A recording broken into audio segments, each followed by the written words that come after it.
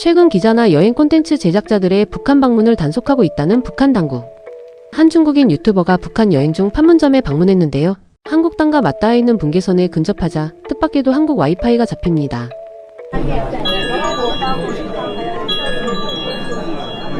与世界连接上的声音。 그런데 갑자기 북한 군인이 다가오더니 이 중국 남성의 스마트폰을 감시하며 말을 겁니다.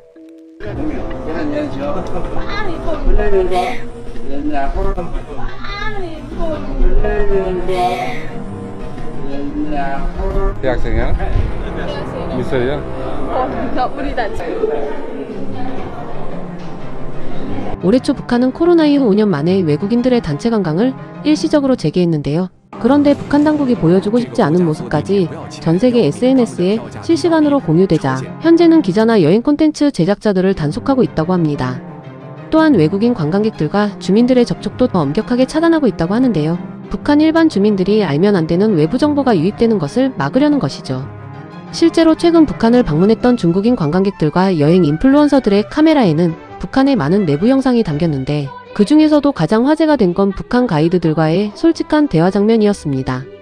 북한 가이드들은 여행객들을 친절하게 응대하면서도 체제 안에서만 대답하는 철저히 교육된 모습을 보였는데 그런 가이드들을 떠보려는 중국인 관광객들의 아슬아슬한 질문 공방이 이어진 것입니다.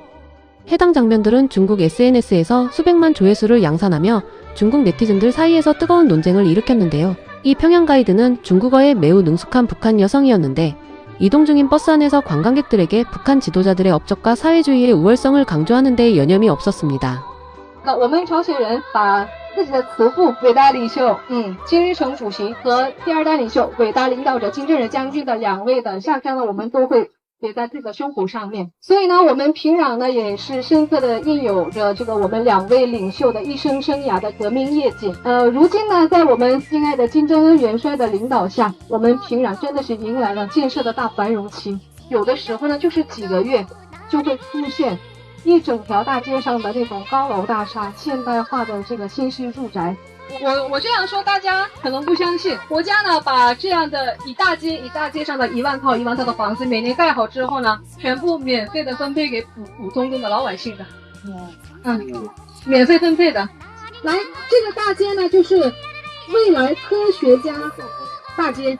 住的都是金色工业综合大学的老师们，重视科学，重视人才，用科学来担保我们的未来。 해당 가이드와 중국 관광객들은 여행을 마무리하는 저녁 식사 자리에서 매우 솔직하고 의미 있는 대화를 나누게 되는데요. 중국인들은 북한 주민들의 실제 생활에 대해 직접적 비판은 피하면서도 우회적으로 민감한 질문을 던졌고 이에 가이드는 철저한 사회주의 원칙으로 대응합니다. 导游给我们讲讲你的这个朝鲜的真实的生活。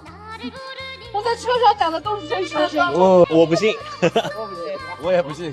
有贡献的人的那个房子有没有时间限制？没有。那么如果他们没有了，就他们的子女继承。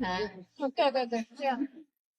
你有没有想过，国家花了那么多的这个财力、物力、人力，做了这些钢筋水泥，然后仅仅是满足了这个老百姓的这种居住这种喜悦，其实是有一点点导致经济没有那么繁荣。但是我们社会主义体制就是这样子。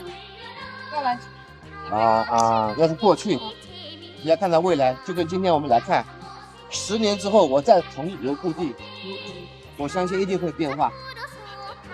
중국인들은 북한 주민들이 알 수 없는 외부 정보에 대해서도 거침없이 질문을 던졌는데요. 朝鲜人喜欢旅游吗？最近国内交通方式坐火车吗？火车也有，最近呢是搭飞机去那个北边淡水白头山旅游。哦，开车的话，你没去过的地方怎么办？我们有一种导航地图，师傅呢都是按照那个导航。学校里面还会教其他什么课呀？除了不教啊，都教。数学、化学、生物、地理、文该有的都有啊。就上午都会记得那种小组，数学小组啦，电脑小组。电脑小组的话，电脑课学一些什么呀？朝鲜的编程很厉害的，朝鲜编程很厉害，对，朝鲜的黑客很厉害的。听说朝鲜有比特币啊？导演，干比特币也挺厉害的。比特币是一种电子货币，很值钱的。朝鲜不是有比特币，其实朝鲜你想得到它都有，只不过不是老百姓所掌握的，老百姓所应用碰到的。啊，我们导游看到的只是他这个层面，我相信这个国家你想象的东西都看得到。来，不讲这个，拿起你的杯。 분위기가 다소 경직되자 화제가 전환됐고 이번엔 인공지능 AI에 대한 이야기가 나오자 가이드는 처음으로 호기심을 보이는데요. 什么？就是 AI， 你知道吗？不知道。人工智能。人工智能什么东西？实力，实力打天下。哦，还有这种东西啊？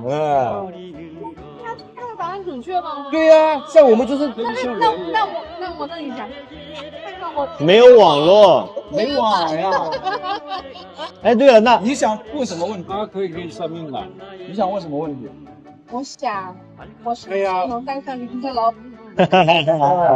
说的呀。因为我们是说，10年后的今天，我们来验证。 현재 기준으로 북한 관광은 과거 최대 고객이었던 중국 관광객들에 대해서는 제한을 두고 있으며 사실상 러시아에게만 독점적으로 열려있는 상태인데요. 북한은 관광산업을 통해 북한이 현대적인 문화관광지이자 강력한 사회주의 국가임을 과시하고 싶어 했지만 중국 측 여행사와 인플루언서들은 북한을 마치 향수를 자극하는 중국의 역사 박물관 같은 타임캡슐 여행지로 소개하기 때문이죠.